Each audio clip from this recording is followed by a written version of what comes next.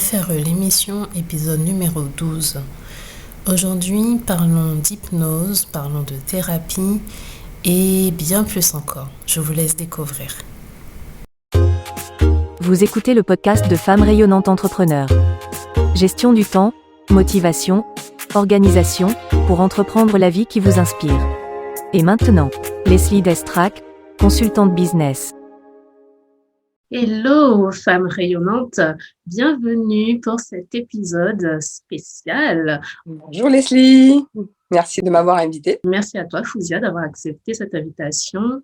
Pour celles qui nous regardent ou nous écoutent avec le podcast, est-ce que tu peux en dire un peu plus de toi, de ton activité, qui tu es, qu'est-ce que tu fais? On écoute. Alors, je suis Fouzia Barnas, j'ai 45 ans, je suis coach mentor, j'accompagne les femmes dans leur transition de vie. J'accompagne les merveilleuses personnes qui cherchent à illuminer leur diamant intérieur. Donc ça, c'est imagé. Donc à trouver du sens à leur vie et à être en alignement avec qui elles sont, leur être profond, dans tout ce qu'elles entreprennent. Et ça a commencé comment? D'où est venue l'idée? Quel a été, je dirais, le point de départ à tout ça? Le point de départ à tout ça, c'est que j'ai passé 20 ans à la caisse d'allocation familiale en tant que manager. J'ai eu la chance de rencontrer une formatrice qui s'appelle Eliane Bézard et qui m'a révélé, parce qu'en fait, moi, je pensais qu'il fallait être dans un carré, se conformer à une certaine norme pour être un bon manager. Et elle me disait toujours, une étoile, ça rentre pas dans un carré. Une étoile, ça rentre pas dans un carré. Il faut que, tu es déjà parfaite telle que tu es. Et je me suis dit, mais cette femme, ce qu'elle me dit, j'aimerais tellement pouvoir le transmettre à mes agents de la CAF. Parce que oui, j'avais des personnes qui travaillaient rapidement, j'avais des personnes qui travaillaient plus lentement. Et on avait une grille d'évaluation, en fait, en tant que manager. Il fallait évaluer tout le monde en fonction d'une grille. Et moi, je voyais que j'avais des fleurs dans ma tête. Je voyais des gens comme des symboles. Je voyais des fleurs, des diamants, des étoiles. Et je devais toutes les catégoriser dans des carrés. Et donc, cette femme, Eliane, elle m'a ouvert la porte du MBTI. Donc, c'est un outil de connaissance de soi. Et là, je me suis dit, mais je veux faire comme elle. Je dis, vous avez fait quoi comme formation? Elle m'a dit, oh, maintenant, je sais qu'est-ce que ça veut dire, ce oh. Donc, j'ai mis le doigt dans la PNL. Ensuite, ma formatrice programmation neurolinguistique, elle m'a dit que l'univers de ma personnalité s'adaptait bien à l'hypnose ericksonienne, à ma voix. J'ai dit, ah bon? J'ai traversé donc ces formations, ces parcours de formation, de programmation neurolinguistique, donc praticien, hypnose ericksonienne également. Ensuite, j'avais un peu le syndrome de l'imposteur, donc je m'étais dit, il me faut un diplôme reconnu par la France, parce que quand même, tout ça, l'école de Christina Hall qui te donne un diplôme, c'est américain. Et du coup, j'ai fait une école de coach à Paris. Et j'ai fait plusieurs écoles, en fait, à Toulon, coach individuel, coach d'équipe. Dans ma découverte, à chaque fois que je maîtrisais un outil, j'avais toujours le truc de « Oh, c'est trop facile, ça maintenant, il faut que je trouve un autre outil pour approfondir ». Et donc, et aujourd'hui, je suis de nouveau dans un parcours de mentorat. C'est une recherche, un développement de soi qui est perpétuel et permanent, c'est ça? C'est ça. Ah, c'est ça. Pour moi, une de mes valeurs phares, c'est l'humilité. L'humilité, c'est de toujours être en permanence, je ne sais pas. Tout ce que je sais, c'est que je ne sais pas. Et du coup, tu me disais que l'hypnose, au tout départ, ça ne t'était pas venu à l'idée, c'est ça? C'était pas la première chose vers laquelle tu t'étais dirigée et c'est venu en cours de route. Ah, c'est venu rapidement, parce que la première chose, c'était la programmation neurolinguistique. Parce que ça me parlait de programme, ça me parlait de changer les choses, ça me parlait de pragmatique, tu vois. C'était, OK, je me voyais avec une caisse à outils. L'hypnose ericksonienne, la manière dont elle l'abordait, ma formatrice, c'était quelque chose de plus féminin. OK, on s'adresse à l'inconscient, racontons des histoires. C'était quelque chose de plus doux. Avec l'hypnose, d'abord, tu établis l'objectif avec tous les outils de coaching qu'on connaît. Et ensuite, une fois qu'on a établi l'objectif, tu vas construire. L'hypnose, c'est vraiment un protocole. Donc, c'est une induction qui va relaxer la personne dans le corps, la reconnecter à son corps, à ses 5 sens, pour pouvoir ensuite dissocier le conscient et l'inconscient. Parce qu'on a une partie de nous qui contrôle, qui aime bien contrôler les choses. Donc ça, c'est le cerveau conscient. Et bien que ce soit l'inconscient qui contrôle, mais voilà. Vrai, oui. En fait, on a une porte, on a deux gardiens de la porte, deux gardiens de la paix, et la porte derrière. Et du coup, c'est d'occuper les gardiens, d'occuper ces deux gardiens en leur racontant des histoires factuelles. Et puis ensuite, pour qu'il y a une toute petite porte qui s'ouvre à l'intérieur de la grande porte pour laisser passer le petit enfant de 4 ans qui va aller cheminer. Et ça, c'est l'inconscient. Donc, c'est un langage métaphorique, c'est un langage de conte où on va avoir une voix douce, on va parler doucement, lentement, pour qu'on puisse aller à l'endroit de l'objectif de la personne. Mhm. Et l'hypnose, c'est doux parce qu'on va vraiment s'adapter. Je vais vraiment m'adapter à l'écologie de la personne. Je ne peux pas l'emmener là où elle n'est pas prête à aller. On a bien établi l'objectif il y a avant. toujours une certaine limite dans là où on peut aller dans l'inconscient. Oui, et puis, oui, tout à fait. Puisque la personne, quand elle parle de son objectif, elle parle à partir d'un endroit de peur.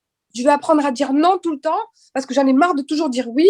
Voilà, je veux apprendre à dire non. Maintenant, je veux dire non à tout. OK. Et au final, peut-être que dans son inconscient, il faut peut-être dire non à certaines choses et dire oui à d'autres choses, tu vois. Et donc, on va aller tisser avec l'objectif, on va reformuler l'objectif à l'inconscient et demander l'adhésion de l'inconscient. Dans quelle situation est désiré dire non précisément, alors que la personne n'avait pas verbalisé ces situations-là, lui, il va aller dans l'imaginaire. Et quand il le trouve, donc d'établir un protocole de dialogue, de symboliser par un geste qui dit oui, quand il a trouvé la situation, de vérifier avec l'inconscient. Voilà, c'est vraiment un travail d'orfèvrerie, l'hypnose, et on est avec la personne. On navigue avec elle. Ça peut... il peut y avoir tellement de transformations à partir d'une séance. On peut régler tellement de choses. Avec C'est pour ça que une séance, c'est ça. Ouais. Ah oui, quand tu viens clarifier beaucoup de choses. En fait, quand tu mets de la lumière sur un espace de ressources, en fait, la personne qui vient travailler pour savoir dire non, par exemple, elle va savoir se choisir, elle va savoir qu'est-ce qu'elle veut, du coup, elle va savoir... on appuie sur un bouton, il y a le champ des possibles qui s'éclaire, en fait. D'accord, ok. Et par rapport à ça, par rapport à l'hypnose, donc là, c'est une belle définition, tu nous as un peu expliqué comment ça fonctionne. Est-ce qu'il y aurait des croyances, des mythes reliés à cela que tu souhaiterais exposer aujourd'hui, que tu souhaiterais remettre en question aujourd'hui? Par rapport aux croyances et aux mythes, c'est que d'abord, c'est un outil médical, c'est un outil qui est utilisé aussi aujourd'hui dans le corps médical. Donc, du moment que vous aimez écouter des histoires, du moment que, regardez, quand vous prenez votre voiture, parfois vous allez à un endroit, vous vous déplacez à un endroit d'un rendez-vous, et vous avez complètement oublié par où vous êtes passé. Le maître de notre être, en fait, c'est vraiment l'inconscient. C'est l'iceberg, en fait. On croit qu'on maîtrise les choses, mais c'est juste le côté visible de l'iceberg, et tout le côté immersif. En immersion, c'est vraiment ça. Donc, tout le monde est réceptif à l'hypnose. Et quelle que soit la profondeur de la transe et quelle que soit la durée de la transe, il y a des séances d'hypnose. Dans le quotidien déjà, de tous les jours, c'est l'inconscient qui va diriger le maximum de nos actions. C'est ça. En fait, l'hypnose va se baser sur un fonctionnement qui existe déjà dans l'homme, la femme, de façon générale. Ça va se caler sur comment le cerveau fonctionne à la base. C'est ça. Donc, tout le monde est réceptif. Tout le monde est réceptif à l'hypnose. L'hypnose et l'islam, je me suis fait, du coup, j'ai obtenu la réponse d'une directrice d'école coranique à Savigny-sur-Orge qui m'a dit, au contraire, le prophète, paix et salut sur lui, précise qu'il utilisait cet outil-là de conte à travers les contes. Tu sais, on a toujours raconté, les sages, nos ancêtres racontaient des contes. Tu avais toujours l'ancêtre le plus sage du village. Il racontait des contes le soir, il racontait des contes. Et c'était des séances d'hypnose, en fait. C'est des histoires inspirationnelles qui viennent toucher une part de notre sagesse intérieure. En fait, on a tous une part de sagesse intérieure qui nous relie à nos valeurs. Qu'est-ce qui est bon pour nous? tout ça, en fait, tous ces outils-là d'hypnose, de PNL, de programmation, de coaching, c'est vraiment des outils qui me fascinent parce qu'ils permettent de retrouver l'alignement à nos valeurs, de reconnecter à l'alignement. Donc, quel que soit l'outil que vous utilisez, c'est sentir celui qui vous appelle et celui qui vous met toujours en alignement. Et on ne peut pas, faites confiance à ce maître intérieur parce qu'on ne peut pas contrôler une personne contre son gré. Il y a toujours ces deux gardiens qui sont là. Il y a toujours ces deux gardiens qui sont là. Et quelqu'un qui voudrait manipuler quelqu'un en hypnose, il y aurait le barrage, le gardien, il mettrait la personne en sommeil. Hop, il coupe la connexion et la personne, elle s'endort. Elle ne se rappelle de rien. Et puis, ou alors, vient faire un sursaut, la personne se réveille subitement. Ou elle a une douleur d'un coup, elle a une douleur dans son corps et puis elle est en mode inconfortable et puis son attention se focalise sur ça. Elle écoute plus ce que dit le thérapeute. Qui n'est pas forcément thérapeute, parce que s'il amène quelque chose contre la... Mais là, on sortirait complètement de la thérapie. C'est ça, exactement. Donc, vraiment, moi, ce que j'aimerais partager, au-delà de l'hypnose, du coaching, ou quel que soit l'outil qui vous appelle, voyez ce qui vous met en alignement. Le reste, c'est que des options. Est-ce que c'est vraiment ça. Je pense que ça fait 9 ans qu'on me dit, à l'école de coaching, on m'a dit, tu es coach, tu ne fais pas le coaching, c'est dans ton être. C'est ton empathie et ton savoir-être et ta posture de professionnel qui va faire que tu vas être un bon coach. Je dis, ouais, mais quand même, il me faut un outil, là, il faut que j'apprenne le MDR, il faut que j'apprenne ça, il faut que j'apprenne ça. Je pensais que, un petit peu ce qui bloque souvent des personnes à passer à l'action, c'est qu'elles sont toujours en recherche de connaissances supplémentaires, de formations supplémentaires, de nouveaux outils, de ci, de ça en plus, alors que les ressources sont là. Les ressources sont déjà là. Mais c'est tellement ça. Et puis, moi, je sais que j'ai une chance, mais au début, je ne pensais pas que c'était une chance, c'est de passer à l'action tout de suite. Moi, j'ai une audace, c'est que, comme j'ai une croyance forte que les outils, on les a testés sur nous pendant l'école, à chaque sortie de certification, à chaque fois que j'ai été certifiée sur un outil, j'ai pratiqué tout de suite. Et au fur et à mesure, tu te rends compte qu'en fait, une connaissance sans expérience, c'est de l'ignorance. Une connaissance avec l'expérience, tu traverses. Ah oui, cet outil. Ah oui, ok. Ben là, ça devient de l'intégration. Et l'intégration incarnée, c'est du mentorat. Aujourd'hui, quand je fais du mentorat, c'est vraiment de donner de l'inspiration. De donner de l'inspiration, d'être aligné. Dans cette définition que tu abordes, le mot qui revient souvent, c'est le mot outil. Donc, c'est vraiment des choses que tu utilises, mais l'idée, c'est de les utiliser. C'est vraiment de capitaliser, de passer à l'action, de faire les causes, en fait. Et autre point que je remarque vraiment, c'est que, comme tu dis, la première personne qui teste, c'est toi. C'est ça. C'est d'abord sur toi, et c'est en voyant cette transformation, en voyant les résultats que tu as pu avoir dans ta vie, que l'idée est venue de faire ce mentorat, de transmettre par la suite autant les outils que l'expérience que tu as vécue, la transformation que tu as vécue. Tout à fait. Tout à fait. Et c'est exactement ça. C'est de croire avant de voir. C'est la foi. Et maintenant, avec cette croyance-là, elle s'est musclée à travers l'expérience, donc vraiment de passer à l'action, de passer à l'action, de passer à l'action, de passer à l'action. Et ne mettez jamais d'objectif sur la personne. Ne faites pas de projet sur votre client, ne faites pas de projet sur vos coachés. Parce que vous avez, avec l'humilité, c'est-à-dire que même si moi, mon cerveau veut avoir un projet sur toi, si je te coach, Leslie, je veux avoir un projet sur toi pour t'emmener à un endroit. J'ai pas le droit de le faire. J'ai pas le droit de le faire au nom du plan divin qu'a proposé. En fait, je me dis, mais pour qui tu te prends pour avoir un projet sur elle? À l'intérieur d'elle, il y a un diamant qui va se révéler et ça va être 10 fois plus puissant que ce que toi, tu aurais projeté. En fait, le cerveau humain, on peut pas projeter. On peut juste projeter avec notre cerveau humain à l'échelle de mon cerveau. Je peux te dire, ah ouais, cette fille, je vais la coacher, elle va arriver là. Mais en fait, si je me dis juste, je vais croire à son diamant intérieur. Je vais juste croire à son diamant intérieur et qu'elle adhère à cette croyance-là, qu'elle aussi, elle puisse croire en elle. Ça va démultiplier le résultat et on aura un résultat, mais qui sera inattendu.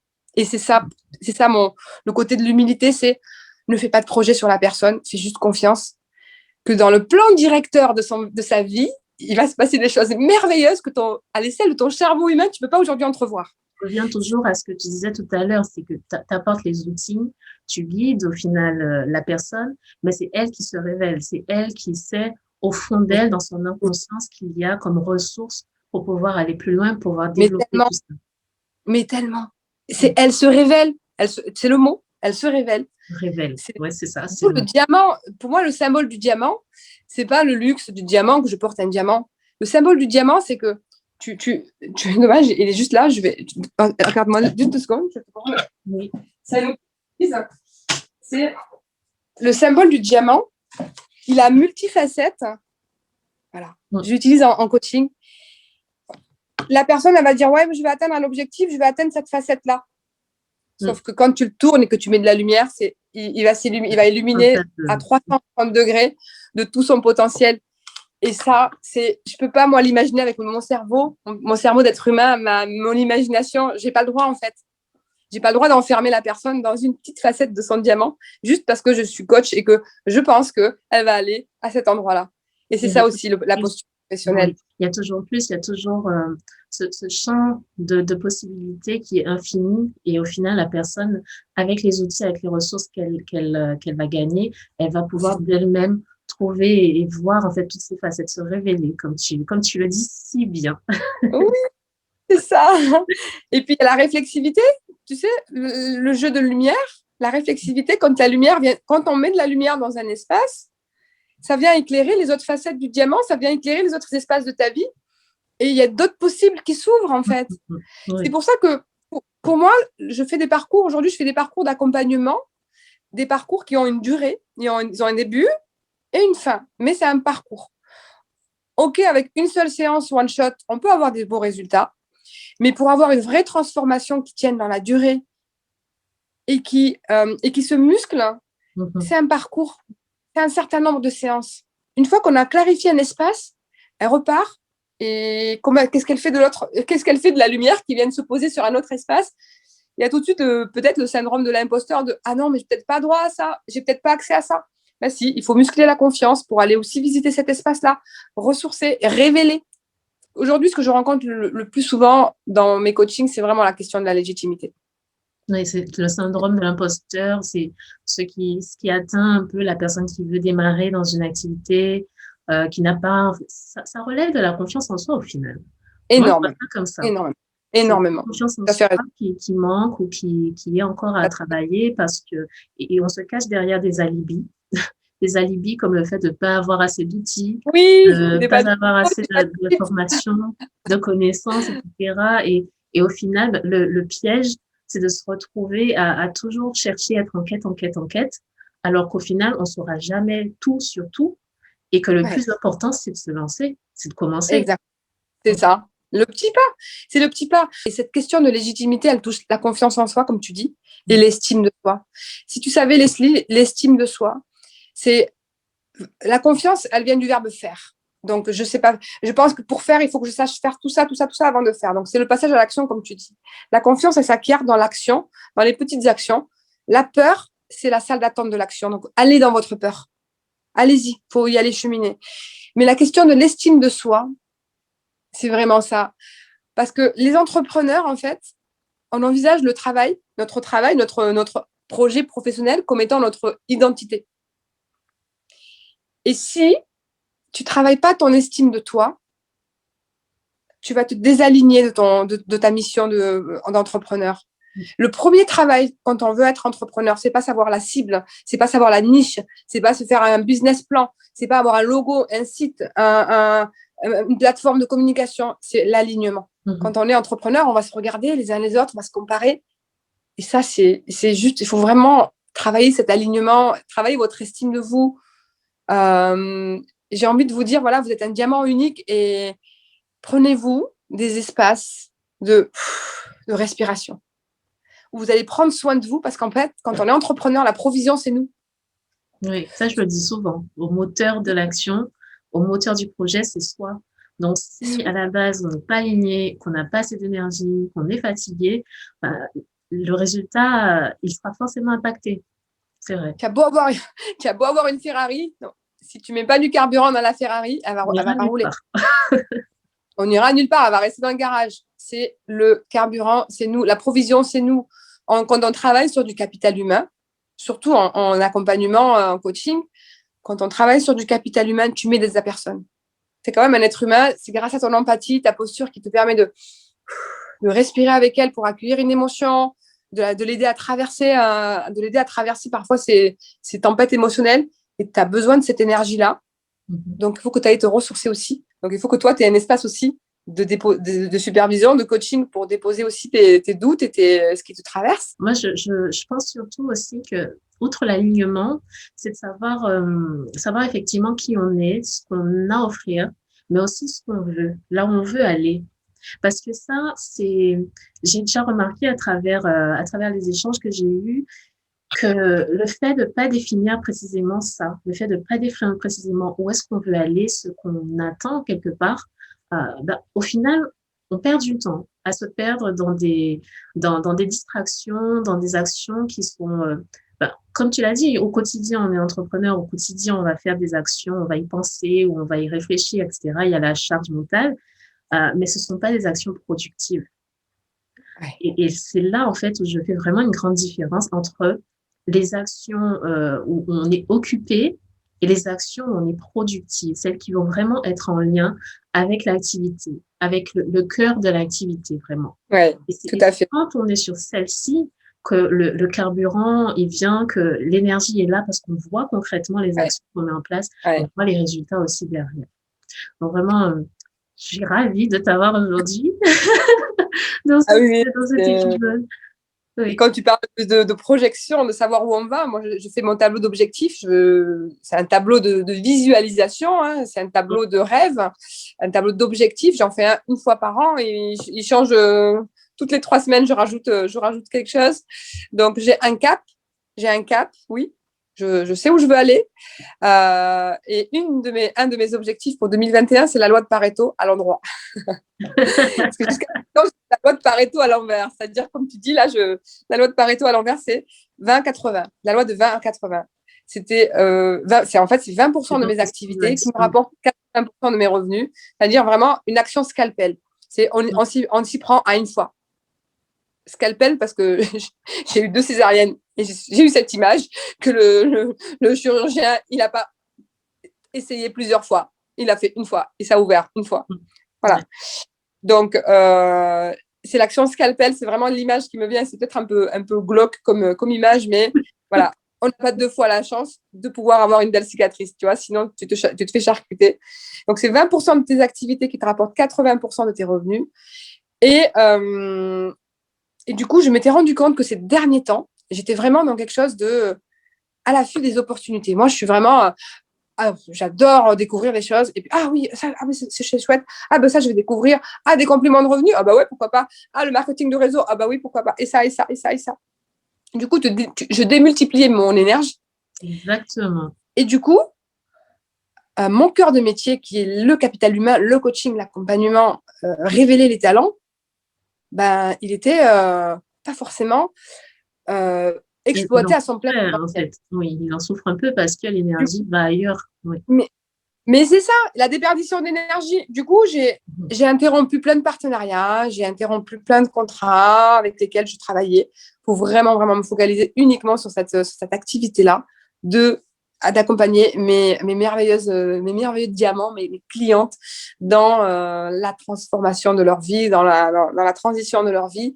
Et ça demandait aussi de traverser la peur, d'accepter de naviguer dans l'incertitude, parce qu'il y a cet espace d'incertitude, de lâcher cette pseudo-sécurité. Donc, j'ai démissionné de la CAF, qui est un organisme de la sécurité sociale.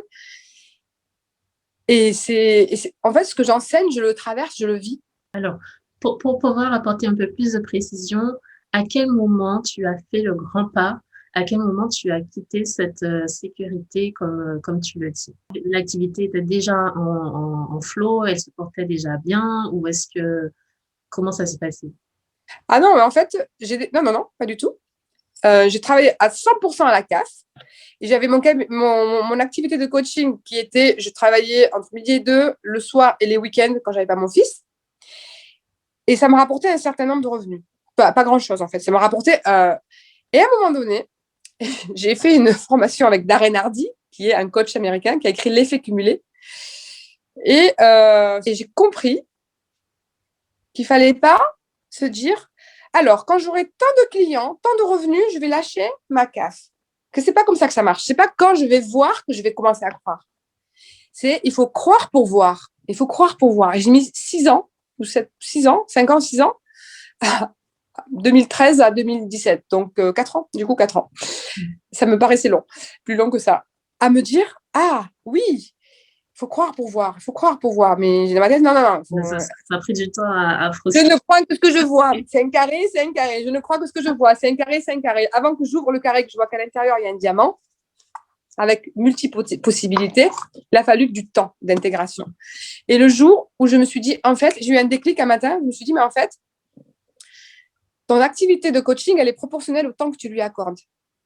La réussite de ton activité, elle est conditionnée au temps que tu lui accordes. Tu accordes des espaces entre midi et 2, le soir et le week-end, tu as des revenus correspondants entre midi et 2, le soir et le week-end. Et là, donc, je commence à être en coaching à temps plein pour une société. Donc là, je finis les accompagnements en indépendant pour vraiment être dans l'activité salariée. Et du coup, j'ai fait ça pendant quelques mois et ensuite, j'ai eu des problèmes de santé. Et suite à ma convalescence, c'est simple, la veille de mon opération, je savais que j'allais avoir du temps de convalescence. J'ai créé ma page Facebook professionnelle. Jusque-là, je travaillais que du bouche à oreille. Je faisais pas de pub. J'avais que du bouche à oreille. J'ai créé ma page Facebook et j'ai dit, allez, tu te mets dans la tête que tu es un entrepreneur à 100%. Et j'ai créé ma page en me disant, je donne 100% de mon temps. C'était ça le déclic. Je donne 100% de mon temps au coaching dans l'indépendant. Donc, franchement, ça fait pas longtemps. Hein. Je me suis fait opérer en mars 2019. Donc, ça fait 2 ans. C'est en fait comme si quand bien même tu n'étais pas encore à 100%, tu as décidé de ne pas te limiter en fait. Parce qu'avant, tu voyais ça un peu comme quelque chose que tu faisais le matin, le soir, à temps partiel. Voilà. À côté. À temps partiel. Donc, comme c'est un à côté, ben, tu as les revenus qui sont correspondants, c'est un à côté. Tu as les clients qui sont correspondants, c'est des clients à côté. Tu vois? En fait, l'espace que tu dans ta tête. Et là, en mars 2019, quand on m'a dit ah, vous allez être opéré, on n'a pas le choix, c'est grave. Je me suis dit, je vais avoir du temps de convalescence. Et ce temps-là, ça veut dire que tout ce temps-là, je vais construire, je vais tout redémarrer à zéro. Et j'ai dit, bah, je vais travailler en ligne à partir des réseaux sociaux. Donc, tu as redéfini le projet, tu as redéfini comment tu t'organisais et c'est là où tu as mis la priorité en fait. Donc, même si tu n'étais pas forcément à temps plein, mais le fait de mettre dans ta tête que c'était prioritaire, c'est ça qui a fait ce changement, qui a fait le déclic. C'est exactement ça. Et j'ai redéfini par rapport à moi et pas par rapport au marché. J'ai redéfini par rapport à mon état de santé, que j'étais en travaillant en ligne, c'est plus confortable pour moi. J'ai redéfini que j'étais une femme qui a été mutilée dans son corps. J'avais compris en fait que j'avais fait plusieurs burn-out. J'avais compris en fait que je m'étais sacrifiée. J'avais sacrifié beaucoup de mon être. J'avais sacrifié mon estime de moi et que mon corps était en train de me dire stop. Et donc toutes mes compréhensions que j'avais intégrées, j'ai transformé en offres. Mes offres de services depuis mars 2019, en fait, parce qu'avant, je faisais du coaching à tout va. J'étais accompagnée quand même par Stéphanie Font, qui est coach en stratégie marketing, qui m'a dit, il faut travailler ta cible, il faut travailler ta niche. Mais je ne sais pas, je voudrais accompagner. Et au final, mon avatar, c'était moi. Mon avatar, c'était moi. C'était une femme qui a un grand cœur, une femme qui s'est beaucoup sacrifiée pour les autres parce qu'elle pensait que pour être aimée, il fallait qu'elle fasse énormément pour les autres. C'est une femme qui savait pas dire non parce que si elle disait non, elle risquait d'être rejetée, d'être renvoyée au Maroc parce que vous êtes ici sur un siège éjectable, vous pouvez repartir au Maroc. Donc, c'était la femme qui s'est limitée, suradaptée. Tu t'es limitée en quelque sorte, c'est ça? Oui, mais tellement pour rentrer dans le carré, dans le moule qu'on m'a dit. Et je me suis limitée, je me suis suradaptée. J'ai une étoile on a coupé les branches. Je me suis coupé mes propres branches pour rentrer dans un carré, dans mes vies amoureuses, dans mes projets professionnels, dans mes relations amicales. Et cette femme-là, en mars 2019, j'allais avoir mon opération, la veille de mon opération, je dis, ça suffit, celle-là, elle va mourir et il y en a une autre qui va renaître. Et du coup, mon offre, ma niche, mon avatar, c'était moi. C'était Toi, moi. il y a quelques temps avant, toi, quelques années peut-être plus tôt, c'est au final l'avatar que tu connais le mieux.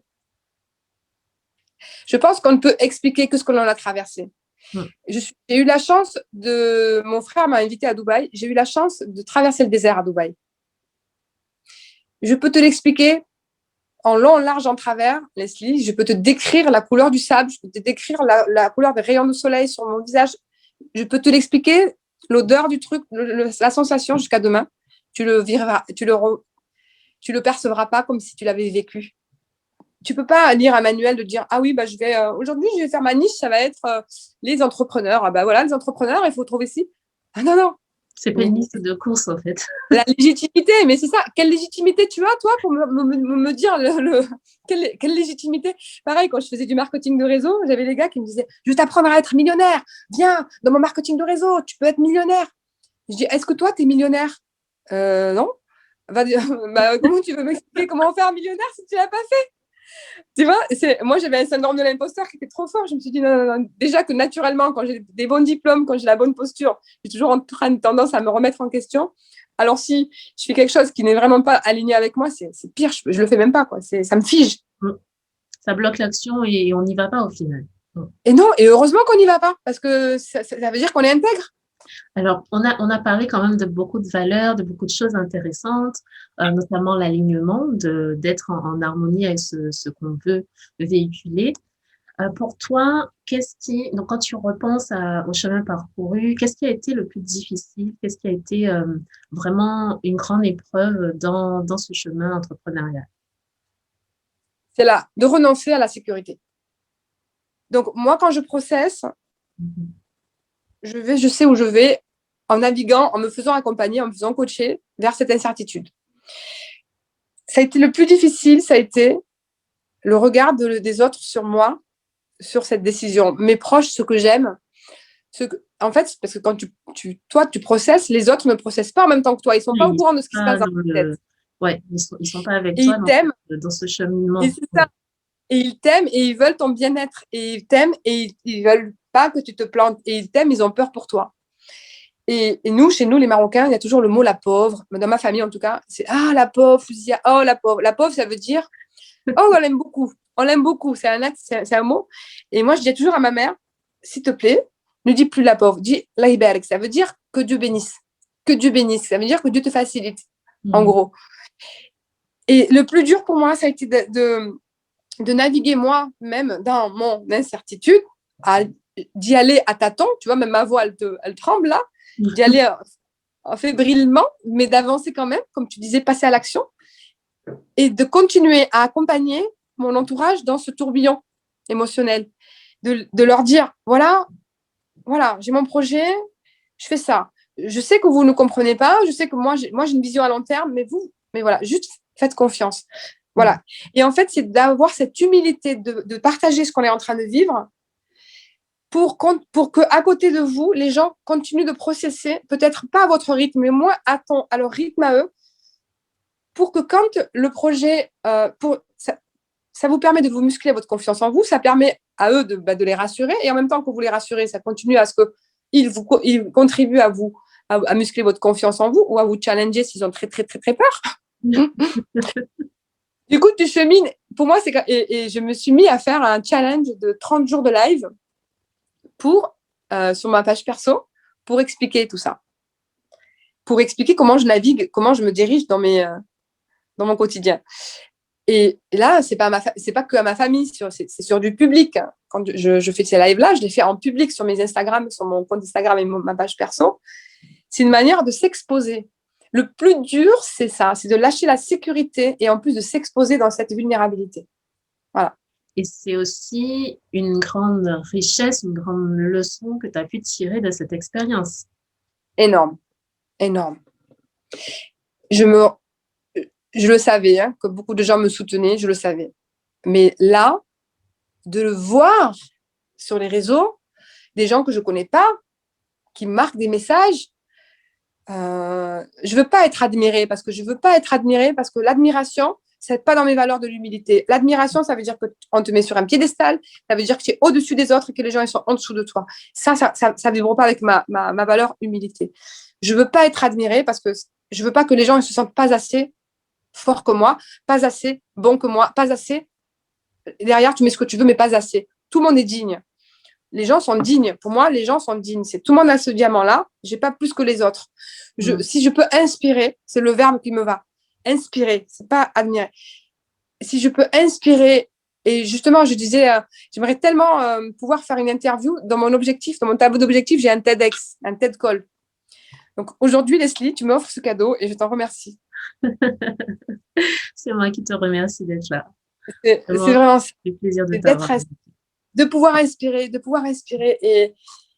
Et ça, c'est magique. Et les gens qui me disent merci pour ton message, merci pour ton live, merci pour ta publication, c'est courageux, je vais m'y atteler, je vais y réfléchir. Voilà, mais j'ai tout gagné. Et qu'est-ce qui a pour toi été, donc on a parlé des difficultés, de ce que tu as pu en tirer comme ressource, de réaliser au final que d'être vulnérable, de te montrer comme tu es, que tu seras accepté comme tu es, au final de ne pas avoir besoin de couper les branches de l'étoile pour rentrer dans le carré et de juste être cette étoile et de voir que ça résonne autour de toi, que les personnes t'acceptent comme tu es, ça a été la révélation, la transformation. Et qu'est-ce qui a été facile? Qu'est-ce qui a pour toi été un élément, un facteur de réussite qui t'a permis justement à traverser les difficultés, qui t'a permis à aller plus loin malgré la peur? Et, tu vois ce que tu viens de faire là, c'est ça en fait. C'est ta réponse. Tu m'as écouté, tu as reformulé, tu m'as comprise, tu m'as redonné en feedback tout ce que je t'ai dit. Ça m'a donné ah ouais, super, la récompense. C'est ce feedback. Tu vois, c'est ce feedback. C'est de rencontrer des bonnes personnes, des personnes comme toi, des connexions. En fait, ce qui m'a permis, c'est des connexions. Quand je m'ouvre, que je m'autorise à m'ouvrir dans ma vulnérabilité et à ce que je me dise, je m'aime comme je suis un peu folle dans ma percherie, je suis perchée. Et bien, les gens, ils m'aiment pour qui je suis. Il y a des gens qui sont là pour moi, en fait. Et j'aurais parce qu'on se dit souvent, il y a beaucoup de coachs, ouais, mais il y a tellement de coachs, de plus en plus. La peur de la concurrence. Il y a de concurrence. Il y a la sororité. Les gens, ils viennent me voir parce que je suis comme ça. Parce que moi, je vais me lever, prendre un diamant, vous le montrer, vous parler de mon cœur. Ce feedback de connexion, et c'est les connexions. Tu vois, Latifa, c'est une perle. Latifa, c'est... Latifa nous a connectés. On parlait de connexion. Latifa nous a connectés. Donc, c'est quand tu oses t'ouvrir, tu oses croire avant de voir que tu... Ok, tu es dans cette incertitude, mais dans cette confiance absolue, tu rencontres les bonnes personnes. Quelqu'un va te mettre en connexion avec quelqu'un. Tu vas avoir des facilitations.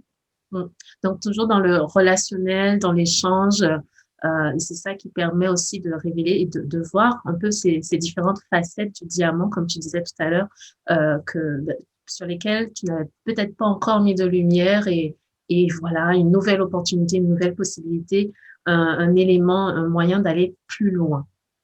C'est ça. Eh bien, si tu aurais un conseil ou des conseils pour celles qui veulent se lancer, qui veulent aller vers l'hypnose ou la thérapie, le coaching, qu'est-ce que tu dirais aujourd'hui? Eh bien, deux choses. Il y a le cœur de métier qui est, vous avez envie de faire ça par rapport certainement à votre envie de contribuer au monde, d'apporter votre empreinte à ce monde. Donc, de faire coach, d'accompagner l'humain. Donc, ça, c'est garder votre cœur de métier. Et dans ce cœur de métier, mettez-y, formez-vous à l'entrepreneuriat parce qu'il y a la formation de coach, thérapeute et à la formation d'entrepreneur. C'est totalement différent. On ne naît pas entrepreneur, on le devient. Le thérapeute, lui, il est à partir de son cœur, il va trouver des outils, il va se former à des outils, à une posture, à une façon de faire. Mais c'est quand même un appel de son être. Quand on est thérapeute, on est appelé par son être, par qui on est. D'accord, on a des outils, on a un diplôme à la fin, on a une posture à travailler. Donc, on va travailler le savoir-être et le savoir-faire à partir de ton être. OK? Mais l'entrepreneuriat, c'est à partir de ton être aussi. Mais il faut travailler le savoir-faire. Et c'est tellement dommage de gâcher ça. Parce que si vous allez dans la vie de l'entrepreneuriat sans avoir été formé à l'entrepreneuriat, vous allez saturer. Si vous n'allez pas travailler le mindset, vous allez saturer parce que vous allez chercher des clients, chercher de l'argent, chercher des clients. Et vous allez oublier la base de votre métier, de contribuer. Vous allez vibrer au manque, au besoin de chercher des clients parce qu'à un moment donné, alors que de base, vous avez envie de contribuer. Donc, contribuer en étant dans l'abondance, c'est possible. Mais il faut vraiment muscler le mindset, muscler cette intelligence émotionnelle. Parce que je dis mindset, mais c'est vraiment l'intelligence émotionnelle.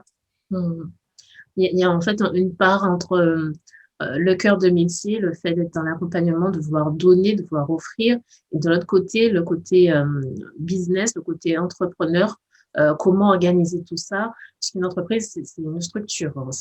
Et à la structure, développer les compétences pour la structure et aussi de travailler sur l'intelligence émotionnelle.